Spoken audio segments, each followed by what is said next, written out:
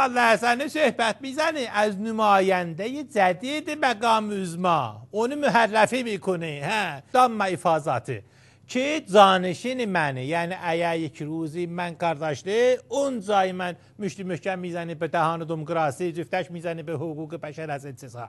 از قدیم گفتند که او olmasın bu olsun.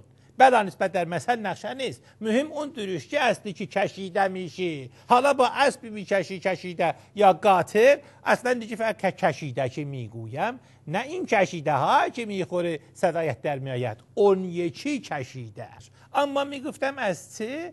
بله یادم رفت، مهم نیستی، حتما که آدم نباید هر سرت پرتنه یادش نگهداری چه، چون که بشر جایزت الخطا است. چه میرسد به ملا حسنه، یعنی اگر خطا میکنه جایزه میگیری. بگذاریم از اینجا، بس ایجه با تو از بس ایجه. آخه تو سرا اونجا در از نگاه میاندازی. به قول شاعر محلی گدخلان منه، ای خاک بر سر که به اندازه من فهم شعور نداره.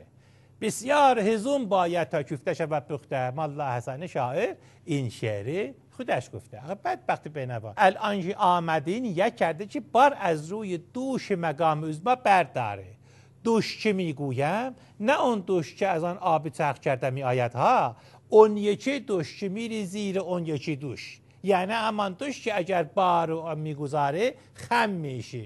البته اون یکی دوش هم اگر بار میگذاره خم میشه. اصلا یک معما اون چیزی زردی درازی یک خورده کسی موزه دیدی خودم زودتر عقلم بیشتر بود. تو امانه که بدبختی بسیجی بنام پرونده دست منه. بستنی یکیم را که میگرفتی بخوری میگذاشتی لاینان سیخش را میکشیدی بیرون. بدبخت بیچاره، آخه اون سیخ با چوب نازاش درست کردن که با هم بخوره. پس خجالت کشیده. حالا برو از نظافت من سو استفاده میکنی. سو که میگویم نه اون سو که آب میخوری دستت میشوره ها، اون سو که آخه نظافت نمیخواد استفاده بکنی. نه چه شد کلمت لال شد. تو همان بدبخت به نوع پرونده دست من، تو همان که هلو میخوردی به هستش که رسیده گفتی جیدکان هم دارد.